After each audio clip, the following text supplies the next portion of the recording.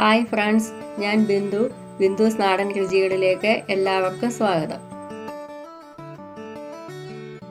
ഇന്ന് നമുക്ക് പൊട്ടറ്റോ ചേർത്ത് നല്ലൊരു ബീഫ് കറി ഉണ്ടാക്കാം. ഇത് അപ്പത്തിൻ്റെ കൂടെയും ചപ്പാത്തിയുടെയും ചോറിൻ്റെയും ഇടിയപ്പത്തിൻ്റെയും ഒക്കെ കൂടെ കഴിക്കാൻ നല്ലൊരു കറിയാണ്. ഇത് അങ്ങേയറ്റം ടേസ്റ്റി ആയിട്ട് എങ്ങനെ ഉണ്ടാക്കാമെന്ന് അറിയാനായിട്ട് നമുക്ക് വീഡിയോയിലേക്ക് പോകാം. ആദ്യം നമുക്ക് ബീഫ് ഒന്ന് വേവിച്ചെടുക്കണം. അതിനായിട്ട് ഞാൻ 1 കിലോ ബീഫ് കഷ്ണങ്ങളാക്കി കഴുകി വാരി വെച്ചിട്ടുണ്ട്. അത് നമുക്കൊരു കുക്കറിനകത്തേക്ക് ഇട്ട് കൊടുക്കാം. ബീഫ് കുക്കറിലേക്ക് ഇട്ട് കൊടുത്തിട്ടുണ്ട്. അതിലേക്ക് 1 ടീസ്പൂൺ ഉപ്പ് ചേർത്ത് കൊടുക്കാം. ഇനി അതിലേക്ക് 1 സവോള കനം കുറച്ച് നീളത്തിലേക്ക് ചേർത്ത് കൊടുക്കാം.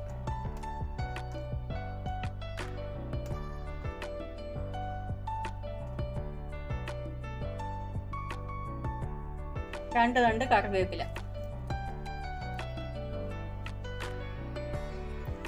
1 ടേബിൾ സ്പൂൺ ഇഞ്ചി വെളുത്തുള്ളി ചതച്ചത്,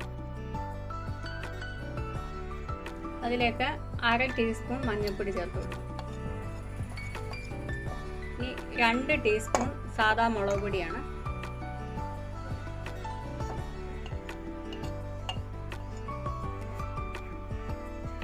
ഇനി 2 ടീസ്പൂൺ മല്ലിപ്പൊടി,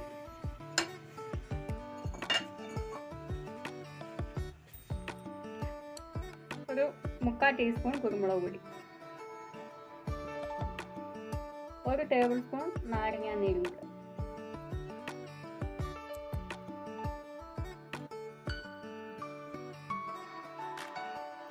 നാരങ്ങ നീര് ചേർക്കുമ്പം ഇതിന് നല്ലൊരു സ്മെല്ലും ഉണ്ടാവും. പിന്നെ ഇറച്ചി ഒന്ന് ഒന്ന് സോഫ്റ്റ് ആവുകയും ചെയ്യും.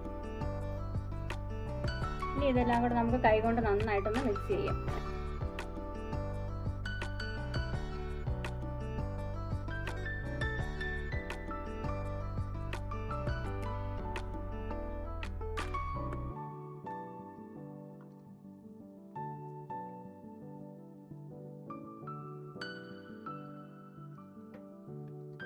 ഈ കറിക്ക് ഇത്തിരി ഗ്രേവി വേണം. അതുകൊണ്ട് നമ്മൾ ഇതിലേക്ക് 1 കപ്പ് വെള്ളം കൂടെ ചേർത്ത് കൊടുക്കുന്നുണ്ട്.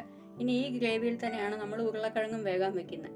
അതുകൊണ്ട് നമുക്ക് ഇച്ചിരി വെള്ളം ഇതിന് ആവശ്യമാണ്. അല്ലെങ്കിൽ നമ്മൾ ബീഫ് വേകാൻ വെക്കുമ്പോൾ വെള്ളം ചേർക്കേണ്ട കാര്യമില്ല.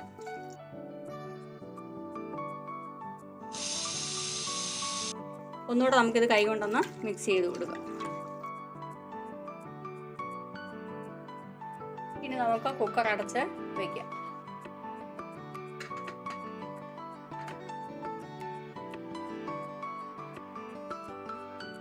കുക്കർ അടുപ്പത്ത് വെച്ച് തീ കത്തിച്ചിട്ടുണ്ട്. ഇത് ഹൈ ഫ്ലെയിമിൽ 1 വിസിലും ലോ ഫ്ലെയിമിൽ 3 വിസിലും നമുക്ക് അടുപ്പിച്ചെടുക്കണം. എന്നിട്ട് പ്രഷർ പോകാനായിട്ട് നമ്മൾ വെക്കണം. നമുക്ക് ഇതിൻ്റെ പ്രഷർ പോയിട്ടുണ്ടെന്ന് തുറന്നു നോക്കാം. അതേക്ക് നമ്മൾ 1/2 കിലോ ഉരുളക്കിഴങ്ങാണ് എടുത്തേക്കുന്നത്. അത് ചെറിയ ചതുര കഷ്ണങ്ങളാക്കി മുറിച്ചാണ് അത് ചേർത്ത് കൊടുക്കുക. ഇനി ഇത് ഒന്ന് ഇളക്കി കൊടുക്കാം.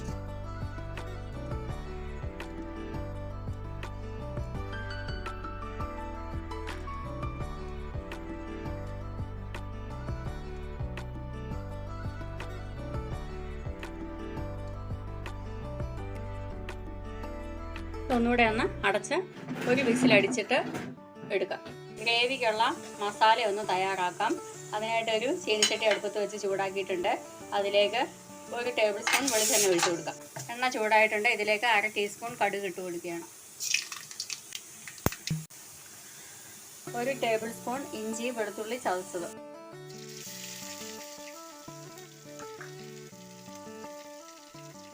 അതൊന്ന് ഇളക്കി കൊടുക്കാം. പച്ചമണം ഒന്ന് മാറട്ടെ.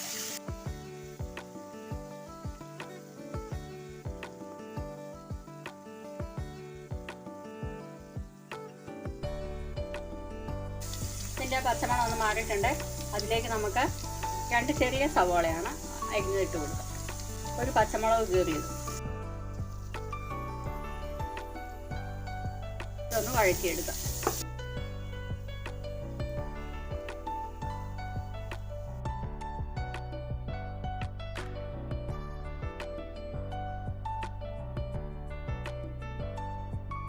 ഇതിലേക്ക് 1/2 ടീസ്പൂൺ ഉപ്പ് ചേർക്കുക.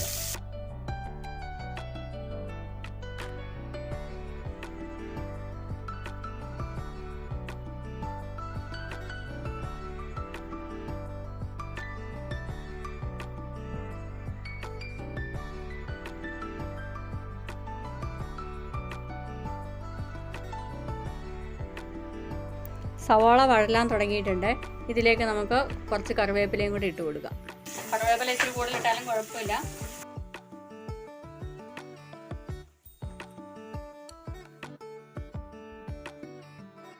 സവാള വഴന്നിട്ടുണ്ട്. ഇതിലേക്ക് 2.5 ടേബിൾ സ്പൂൺ മീറ്റ് മസാലയാണ് ചേർത്ത് കൊടുക്കുന്നത്.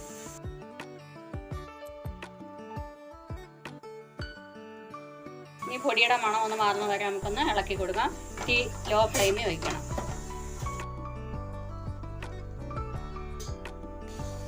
അരപ്പൊന്നും വഴന്നിട്ടുണ്ട്. അതിലേക്ക് തക്കാളിക്ക് ചേർത്ത് കൊടുക്കാം. ഒരു തക്കാളിക്ക് അരിഞ്ഞതാണ് ചെറുതായിട്ട്.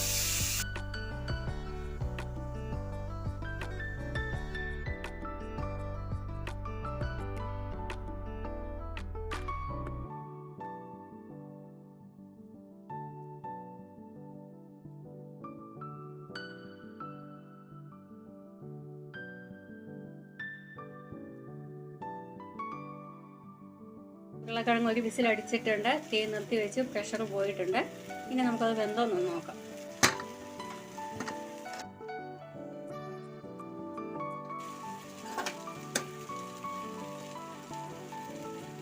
നന്നായിട്ട് വെന്തിട്ടുണ്ട്.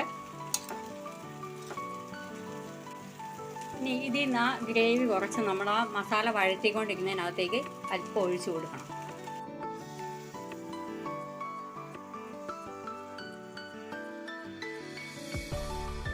ഗ്രേവിയിൽ ഈ തക്കാളിക്ക് ഒന്ന് വേവിച്ച് ഉടച്ചെടുക്കാം നമുക്ക്. ഇപ്പം നല്ലൊരു സ്മെല്ലൊക്കെ വരുന്നുണ്ട്. ആ ഗ്രേവി അങ്ങ് ഒഴിച്ചപ്പോഴത്തേക്കും ആ മസാലയും കൂടെ ചേർന്നപ്പം നല്ലൊരു സ്മെല്ല് വരുന്നുണ്ട്. ഇതിനകത്തേക്ക് ഇതൊന്ന് ഉടച്ചെടുക്കാം.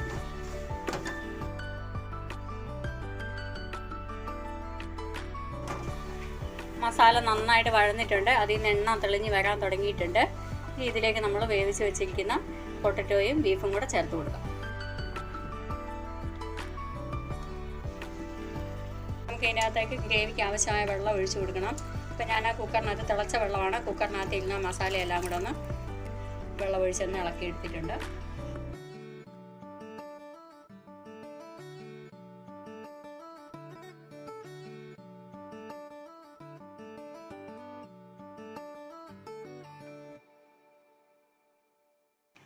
നമുക്കിത് ഉരുളക്കിഴങ്ങൊന്നും പൊടിഞ്ഞു പോകാതെ ഒന്ന് ഇളക്കി ഒന്ന് മിക്സ് ചെയ്യാം.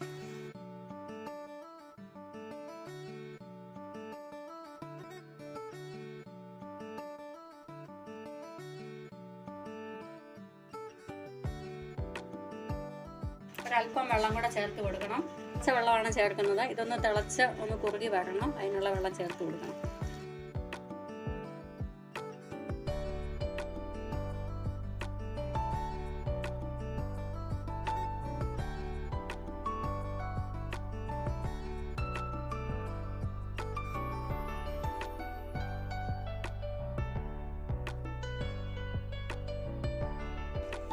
നന്നായിട്ട് വേവുന്ന ഉരുളക്കിഴങ്ങായിരുന്നു. അതുകൊണ്ട് ഒറ്റ വിസിലടിച്ചപ്പോഴത്തേക്കും പെട്ടെന്ന് വെന്തു.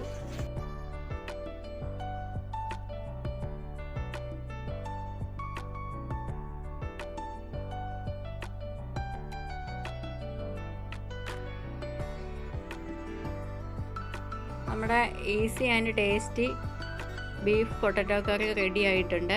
ഇനി ഇതിനകത്തേക്ക് ഇച്ചിരി മല്ലിയിലയൊക്കെ ഉണ്ടെങ്കിൽ ഒന്ന് തൂക്കി കൊടുത്താൽ വളരെ നല്ലതായിരിക്കും. ഞാനിപ്പോൾ കുറച്ച് കറിവേപ്പിലയാണ് ചേർത്ത് കൊടുക്കുന്നത്. ഇത് ഒത്തിരി ഗ്രേവിയിലല്ല, എന്നാൽ തീരെ അങ്ങ് കുറുകിയുമല്ല. അപ്പത്തിൻ്റെയൊക്കെ കൂടെ കഴിക്കാൻ ഒരു ഇച്ചിരി ചാറോട് കൂടിയാണ് വെച്ചിരിക്കുന്നത്. ഇത് ചോറിൻ്റെ കൂടെ വേണമെങ്കിലും കഴിക്കാം, കുഴപ്പമില്ല.